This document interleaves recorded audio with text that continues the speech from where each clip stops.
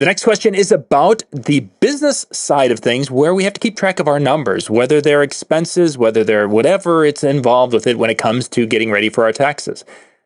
Everyone does it a little bit differently, and we're going to find out how we do it in this question. So let's see. Are we up to Dan? Dan, are you going to lead us off here? I think so. I guess so. So do you want the real answer, or do you want the real answer? I want the what you actually do, and then the what you should be doing. Those are always fun. Okay. There we go. No, I was kidding. So I was just going to say, well, I figure out my expenses, and then I add $50 to it, and that's how much I made for the year. No, don't do that. I'm kidding. I'm kidding. Trust me. I know people that do that. I'm not one of those.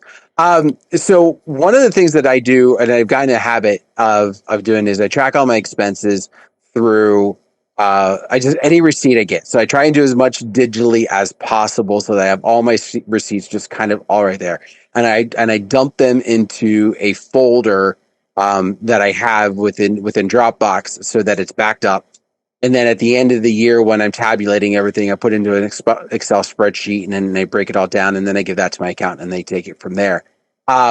And then my expenses are all tracked through DJ Event Planner, because it tracks all the income that I have. It's all right there. Every event's taken care of, and I can quickly just look at it from the year standpoint, and my bottom line's done.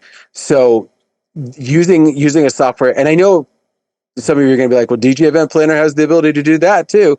I understand that, but that means I'm entering stuff as I go with the expenses, and I've kind of gotten a better habit of, I shouldn't say a better habit. I've gotten more used to doing it the other way for the expenses. So that's what I end up doing. And I think there's something to be said about when you have whatever your methodology is, it's more important to keep on it, because if you all of a sudden, I'm going to switch over to using XYZ, DJ Event Planner, whatever. And if you don't stay with it, all of a sudden then you've dug yourself into a hole. So you're better off, putting them in a shoebox and then doing what you're doing until you get to that point where you can, you're independently wealthy and you can hire people to do it for you. That works.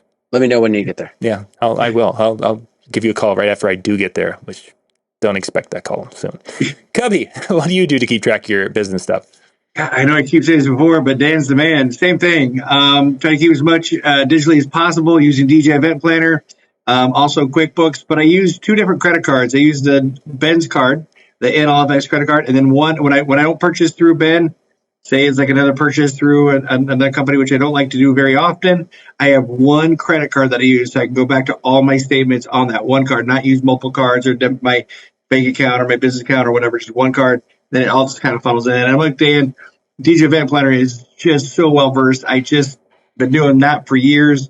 So when I made the move from a previous company, it's kind of the way that I was doing it there. So I just kind of kept the ball rolling without as before. So do very similar with what you guys were both talking about. One little tidbit with the credit card thing is I have credit cards for the two different businesses. I've got the two there, and Lori's got hers for her business. I have found, because one of the cards, when the number gets stolen, or I have a problem with it, which has happened like in the last 5 years, it's like in the fall, something all of a sudden, there's charges that come up on a credit card or whatever it is, and I have to get a different card. That if I don't download the statements, the digital statements from this particular company, they're gone. And then all I have is they're printed. I can't download it into an Excel spreadsheet. I can just print them out, and then I have to manually go through and pull things apart. No fun. So my part of my process now is like every 2 months, I set a reminder on calendar to pop up and say, hey, download the data from that credit card. And so far last year and this year, I haven't had, but it happened to me twice. Like in October, October of 19, we were down in Vegas and the card got stolen, the number, and I reported it, and I didn't download the stuff before. And when they shut off the card, all access to anything but past printable statements was gone.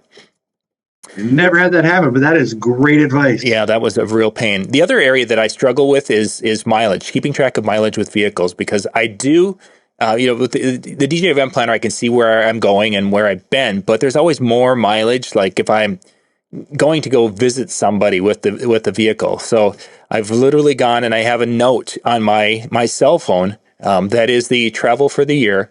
And in that, I log what the travel was. Another week to 10 days, I will go to the truck and I will write down what the December 31st, January 1st mileage is. So I have that, and then that'll let me know how many miles, I did for the year.